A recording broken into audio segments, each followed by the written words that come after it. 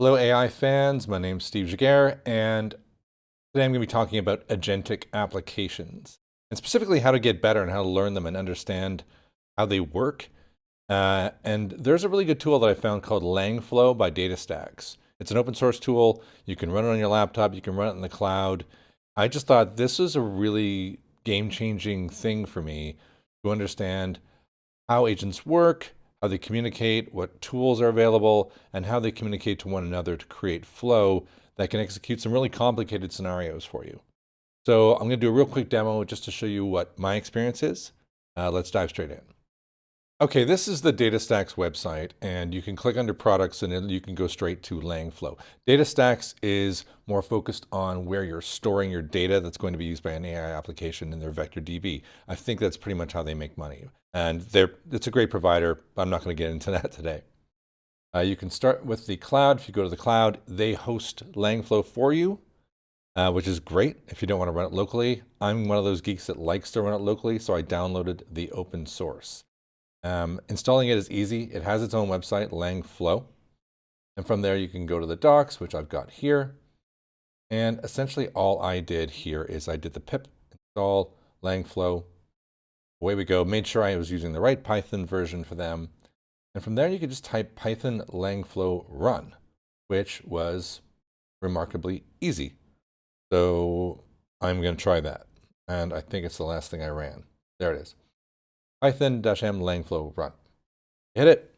It spits out a bunch of status and then gives you a local path that you can go to play with Langflow. Few complaints, but generally it works. A new version of Langflow is available. So I'm one version behind. Let's hope that the major changes didn't happen in a dot release. I'm going to grab that. I'm going to go back to my domain browser here and jump straight in. Okay, I'm here. It gives you a simple agent to start with. The interface is pretty straightforward. There's not much to it, just creates projects as you would imagine. You can put them into folders to try and organize them. Great, right? There is an agent example that is here.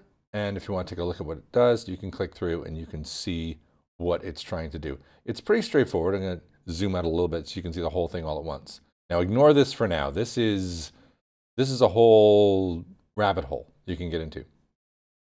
What it's offering here, it starts with a chat input like you would get with ChatGPT or anything similar to that. It has a default prompt, search news about Apple using the stock ticker code. It sends that message to the input of this agent character, and you choose a model provider, you choose GPT 4.0 mini. You have to have an OpenAI key if you're not using a local model like Ollama, which you can do if you're running this locally. So I'm not going to get into that, but letting you know you can run models locally and play with those. There is a system prompt. You can expand on that here and see you're a helpful AI assistant that can use tools to answer questions and perform tasks. Mark down to format your answer. Nice. And there are tools. Now that's what we're getting over here. The number of tools available, if we just briefly expand this, is not exhaustive, but very handy. And this is the Yahoo Finance tool. It knows you can give it a default stock symbol, or it will take one from what you pass in, and it will call an API call called Get News, which is available. You don't need an API key for it. And it will bring back the 5 top stories about that particular ticker. And it's plugged into tools. And that's kind of it. Then it sends the result out to the chat output. Now you might argue at a glance, this isn't really agentic. There's a chat input here that sends it to here. It's OpenAI, and it's going to go look up a ticker symbol, but it's going to use a very specific tool. That's kind of what makes it semi-agentic, because there's a tool plugged into it. I think you could probably get the same result just by going to ChatGPT, typing in NVIDIA's ticker, and say, give me information about this. It would work. Right? So there's not much advantage here, but you do see that there's some flow going on. That's a nice little start. If you want to play with this, you can run each component by pushing play, one after another, and see the output, or much, much easier, you can just go to the playground and you can type in your own prompt. Now, what I haven't done right now is I haven't given it an OpenAPI key yet, so it's not actually going to work. But what's cool about that is I can create variables that will live inside here. Now, just before we started, I added my OpenAI key into a local variable. So I can just do this, and now it has the ability to query OpenAI. So now we go to the playground, and I'm going to ask it about, actually, this is probably dodgy. Tell me about Palo Alto. I used to work there. And let's see what it says. It shows you how long everything is running, and it does the same here. Now you can see the agent is accessing Yahoo Finance. By the way, I run a disadvantage that I don't have a GPU. Conclusion, Palo Alto is a significant player in cybersecurity industry. Very cool. You roll up, you get a bunch of articles, and you get some lovely stats on it, which is formatted pretty well. So this is actually pretty cool right out of the box. The first thing you get, current price, market cap, 52-week range, etc., average volume. You get a really nice summary of where they are in terms of the stock market. I was pretty happy with that. Now, if I want to expand beyond that, I could. Now, what I'm going to do is I'm just going to jump back here, say new flow. What's nice is it gives me 3 very simple categories. Basic prompting, okay, not very agentic. Vector, store, RAG, perhaps for another video, because that's what DataStax does. So obviously they want you to start experimenting with retrieval augmented generation, right? Or a simple agent, which I've already got. But if I go to all templates, I see all of the really cool examples that already exist. Yes. And a good example I've already found and is often used is the travel planning agent. If I pop that up, I've got, not only do I have a pretty complicated flow going on here, I've got instructions, because you can just add notes that explain how each section works. And the overarching purpose of the travel planning agent, which in this case is tell it your travel needs and dates, and then the agents will go by selecting a city, being a local expert, and being that final travel concierge expert that gets things going. And there's different tools plugged in. Eventually, it's going to produce a final plan. I thought, all right, pretty cool. Let's take a look at it in a little bit of more detail. Chat input, there is a default. Create a travel itinerary for a trip from Sao Paulo last year, might be trouble, to, what was it? Uberlandia. Is that a real place? City selection. It has the ability to use the search API, which search API is its own website. I actually have it right here. Searchapi.io. Really easy to get an API key. You get a few remaining searches for free, so you can play with it. And I have that API key already stored. Boom, we're ready to go. That output from search via Google will go into my input, my tools, and it will use this based on my prompt to look for information about the cities. And this is Figure the Agent under Model Provider, which I haven't done. Very quick. Did this last time. So it's going to pass the city selection agent and information about those cities over to the local expert. You see the response from this becomes the input to this, and that's really agentic, right? And that's actually, from a security perspective, I'm not going to get into right now, but will in the future, where trouble can arise. It's going to become a local expert. It's going to do the same thing. It's going to use OpenAI to investigate what can you do while you're there, what was your specifics in your prompt.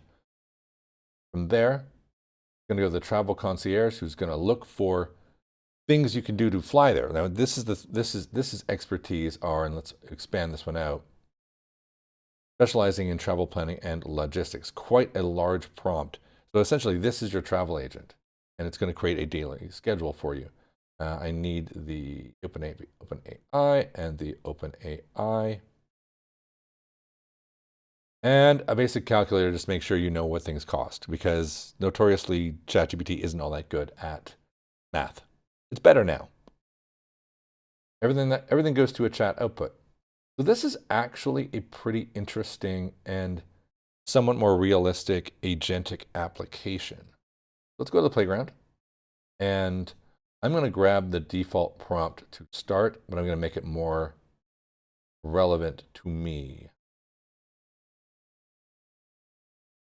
All right, and I'll make this bigger if I can.